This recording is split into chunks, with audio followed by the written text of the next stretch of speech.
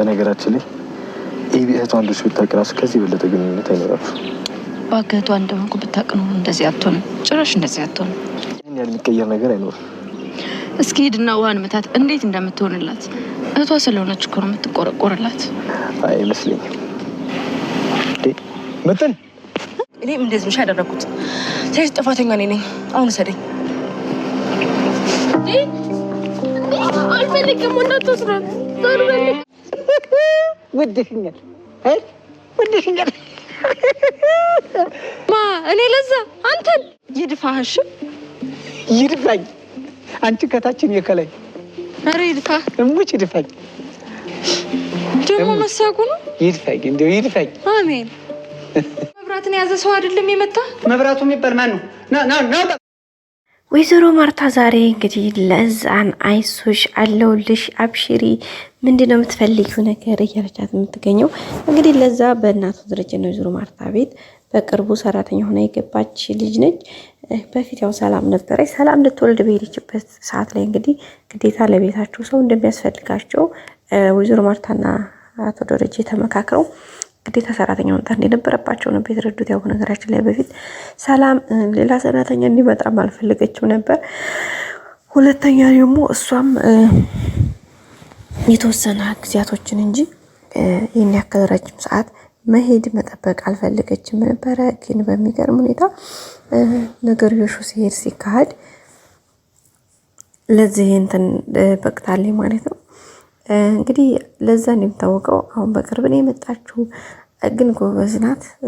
ገራገር ተሰዎች ጋር ተግባቢ ናት ልጅ ነችና እንግዲህ ዛሬ አቶ ደረጀ በአቢጌል ደረጀ ምክንያት በተነሳው ውዝግብ እንግዲህ አቢጌል ራሷን ዛሬ አሳልፋ በመስጠቷ አባቷን ምንም ጥፋት የለብህም ላንተ ምንም አይገባም፣ ስለዚህ የሰራሁት ወንጀሉን ራሴ ስለሆንኩኝ ራሴ እስከምችለው ድረስ መውጣት አለብኝ ብላ ነበር እንግዲህ ራሷን አሳልፋ የሰጠችው።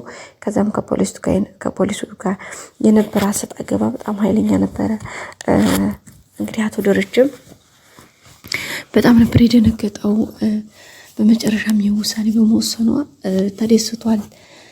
ምክንያቱም መጀመሪያ ግን ከድርቅናዋ አንጻር ምንም እንትን ነበረ ማለት ነው። ከዛ ሲቀጥል የተናገረችው ነገር ምንድን ነበረ? ምናልባት ዛሬ አንተ ምን ያክል ለኔ እንደምትወደኝ ፍቅርን አሳይተኛል እንጂ ምናልባት ዛሬ ይሄን ገብተህ ስለታሰርክልኝ ነገ ጧት እኔም አልታሰርበት ምንም ምክንያት የለኝም። ምክንያቱም ደግሞ ይህ ነገር የሚሆነው በሂደት ነገሮች ሲጣሩ ኢንፎርሜሽኖች ያንዳንዱ ነገር ቼክ ሲደረግ የዛን ሰዓት ላይ ማን እንደገደለው ስለሚለይ ማለት ነው። ስለዚህ ለዚህ ነገር አንተ ምንም ነገር መስዋዕትነት መክፈል አይጠበቅብህም።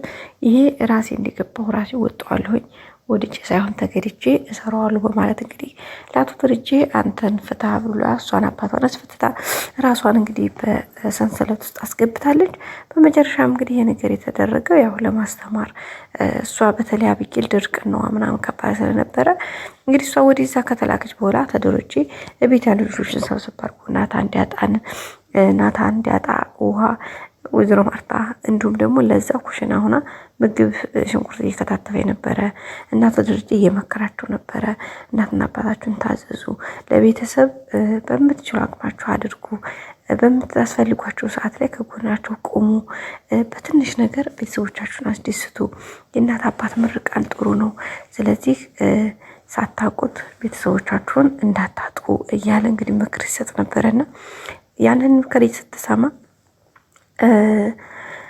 ለዛ በጣም ነው ያለቀሰችው። በጣም ማለት ነው ቤተሰቦቻችን በጣም ስቅስቅ ብላ ነው ያለቀሰችው። እንግዲህ አቶ ደረጀም ብሎ ዳጣ እንግዲህ አንገቷን ደፍታ ነበረ የእናትና የአባት ግዴታ ምናምን ብሎ አቶ ደረጀ እንተሲልና በጣም ነበር የተደበረችው። በጣም ነበረ እንትን ያለችውና አቶ ደረጀ ዳጣ አይዞሽ አንቺም የእናትና የአባትሽን ወንፊላ የምትከፍልበት ጊዜ ቅርብ ይሆናል፣ ግን እስከዛ አንገትሽን አትድፊ አይዞሽ ነበር ያላት።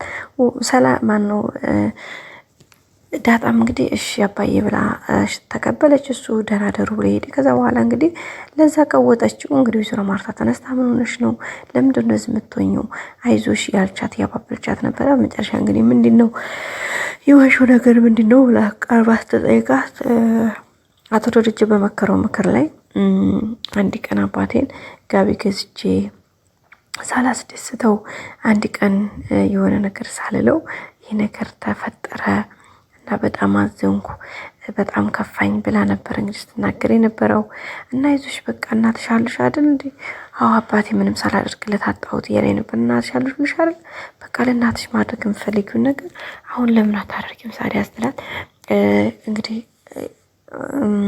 ለዛ አዎ ለእናቴ ያደርጋሉ ብዬ ያሰብኩት አለ።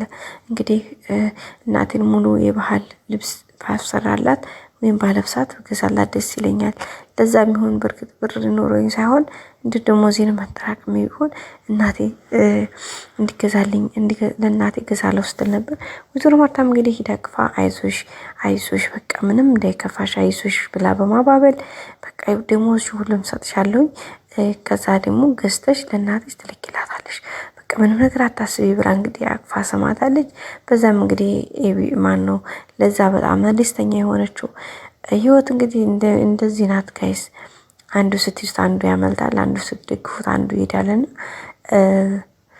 ህይወት በቃ ለዛን እንግዲህ ያየሁባት መንገድ በምንድን ነው ካላችሁኝ በአረቡ ሀገር ሆነን በስደት በሰው ሀገር የቤተሰብ ናፍቆት እናት አባታችን ሲታመሙ ማንጠይቅ ሲደክማቸው የማናግዛቸው አንዳንዴ ገንዘብ መላክ ብር መላክ ያኔ አዎ ገንዘብ ጥሩ ነው።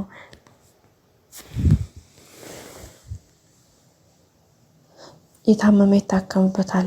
አለ ገንዘብ የሚሆን ነገር የለም። ግን ደግሞ አንዳንዴ ገንዘብ ሳይሆን ሰው የሚያስፈልግባቸው ቦታ ላይ እኛን ራሳችንን አለማግኘታቸው ትንሽ ያስከፋልና ታሳቢነቱ ለሱ ነው ብዬ አስባለሁ። ላይክ ሰብስክራይብ አድርጉ። መልካም ጊዜ ብያላችሁበት። ወዳችኋለሁ ባይ